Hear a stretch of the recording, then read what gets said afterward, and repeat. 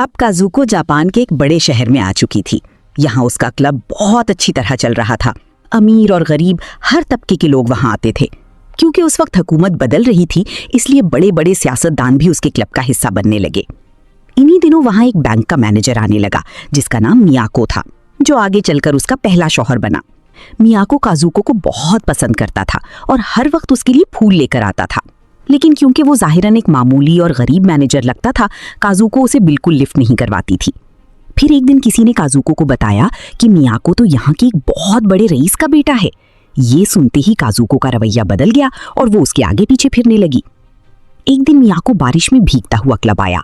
उसकी हालत बहुत खराब थी और वो रो रहा था। उसने बताया कि उसके वालिद का इंतकाल हो गया है और अब वो वापस जा रहा है। मियाको ने काजुको से कहा, अमेरिका में मेरी बहुत बड़ी जमीन है जहां मैं इस तरह का क्लब बनाना चाहता हूं। मैं उसमें तुम्हारी मदद चाहता था, लेकिन अब मैं वापस जा रहा हूं तो ये मुमकिन नहीं। हाँ, अगर तुम मेरे साथ चलो तो ये हो सकता है। काजुको को तो सिर्फ दौलत से गर्ज थी। उसने उसी दिन फैसला किया और मियाको से शादी कर ली। काजुको की माँ इस शादी पर बहुत खुश थी। लेकिन जब काजुको उस बड़े घर में आई तो उसे पता लगा कि वो यहाँ कैद होकर रह गई हैं। यहाँ उसे किसी चीज की आजादी नहीं थी। उसे सिर्फ बच्चा पैदा करने वाली मशीन और एक मुर्गी समझा जाता था जो हर वक्त बच्चे दे सके।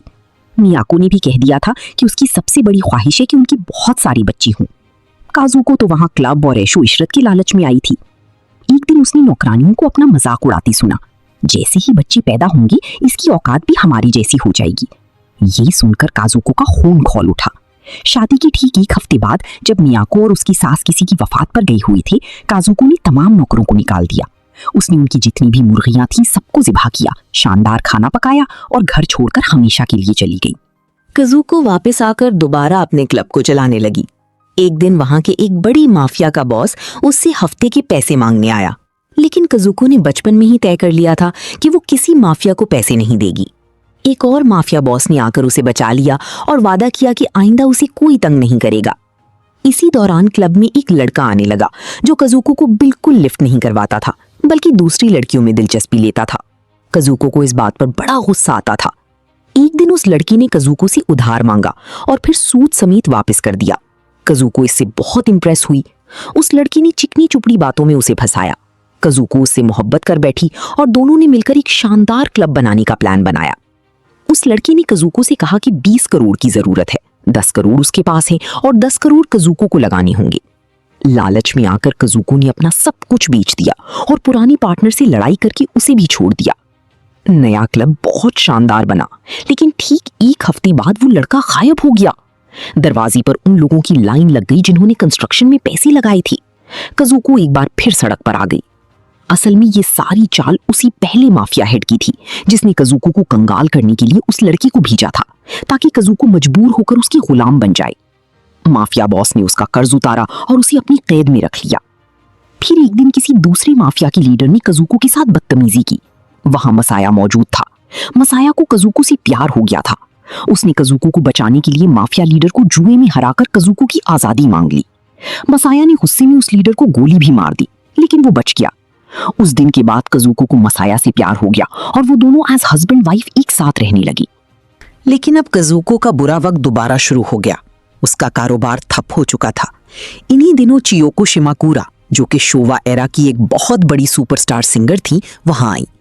चियोको का खाविंद उसे धोखा देकर और मकरूज करके भाग चुका था। काजुको को एक शैतानी प्लान सूझा। उसने चियोको शिमाकुरा का तमाम कर्ज उतार दिया और शर्त रखी कि तुम अब सिर्फ मेरे लिए गाओगी और मेरा कर्ज उतारोगी। चियोको दिन रात काम करती रही। काजुको उसके प्रोग्राम सेट करती, वीडियोस बेचती और ऑटोग्राफ से पैसे कमाती। लेकिन जल्द ही चियोको शिमाकुरा को एहसास हो गया कि उसे बेवकूफ बनाया जा रहा है। वो करोड़ों कमा चुकी थी, लेकिन काजुको उसे सिर्फ 20-30 हजार रुपए दे रही थी। एक दिन जब चियोको ने पूछा कि कर्ज कितना बाकी है, तो काजुको ने झूठ बोल दिया, जबकि 15 करोड़ के कर्ज के बदले चियोको 50 करोड़ कमा चुकी थी। चियोको ने फैसला किया कि वो काजुको से जान छुड़ा लेगी। एक रात एक फंक्शन के दौरान मसाया, काजुको का शौहर, ने चियोको शिमाकुरा के साथ हमदर्दी दिखाई। मसाया ने उससे कहा, मैं तुमसे माफी मांगता हूं, आज से तुम इसके साथ नहीं रहोगी, मैं तुम्हें अलग घर लेकर दूंगा। चियोको ने मसाया से काजुको से बदला लेने के लिए आज की रात मांगी। जब काजुको वापस आई तो उसने मसाया और चियोको शिमाकुरा को एक साथ धोखे की हालत में देखा। वो गुस्से और टूटे हुए दिल के साथ घर से निकल गई। उसने अपनी जान लेने का सोचा, लेकिन फिर एक बार में चली गई। वहां उसे एक रूठी हुई लड़की मिली जिसकी सहेली ने भी उसके शौहर को फंसा लिया था। कज़ुको ने बिल्कुल एक एक्सपर्ट की तरह उसे मशवरा दिया। लड़की ने मुतासिर होकर उसे बहुत बड़ा एस्ट्रोलॉजर नुजूमी कह दिया। यहां से कज़ुको के दिमाग में एक नया मास्टर प्लान आया। उस दौर में एस्ट्रोलॉजी, सितारों का इल्म बहुत उरूज पर था। कज़ुको ने सिर्फ 1 साल में एस्ट्रोलॉजी की तमाम किताबें पढ़ डाली। उसने 80 साल की एक बड़ी गुरु को अपने जाल में फंसाया, उसे शराब की आदत डाली और झूठी शादी के पेपर साइन करवा लिए। गुरु के मरने के बाद कज़ुको ने उसकी तमाम किताबें और नक्शे हथिया लिए और खुद को जापान की सबसे बड़ी एस्ट्रोलॉजर मनवा लिया। इसी दौरान एक मशहूर राइटर और एंकर मिनोरी उओजुमी कज़ुको पर एक नॉवल लिख रही थी। मिनोरी उओजुमी ने तहकीक शुरू की तो उसे कज़ुको के भाई, माफिया लीडर और पुराने उस्ताद से पता चला कि कज़ुको 1 नंबर की झूठी और फ्रॉड है। कज़ुको ने मिनोरी उओजुमी को धमकी दी कि अगर नॉवल लिखना है तो मेरी मर्जी से लिखोगी, लेकिन मिनोरी ने इनकार कर दिया। कज़ुको ने एक लाइव टीवी प्रोग्राम में मिनोरी उओजुमी की बहुत बेइज्जती की। कज़ुको को लगता था कि वो पैसे से मिनोरी उओजुमी का ज़मीर खरीद लेगी, लेकिन मिनोरी ने जवाब दिया, नॉवल लिखना मेरा पेशा नहीं, मेरी रूह है और मैं अपनी रूह के साथ गद्दारी नहीं कर सकती। 2006 में विकीलीक्स ने काज़ुको की फाइल तैयार कर ली। उसके तमाम काले करतूत सामने आ गए और उसे हर मीडिया चैनल से निकाल बाहर किया गया। काज़ुको बुरी तरह बदनाम हो गई, लेकिन 2008 में उसने दोबारा एक किताब निकाली और वापस शोहरत की बुलंदियों पर पहुंच गई। उसने मां बनने की ख्वाहिश पूरी करने के लिए अपनी भांजी को गोद ले लिया।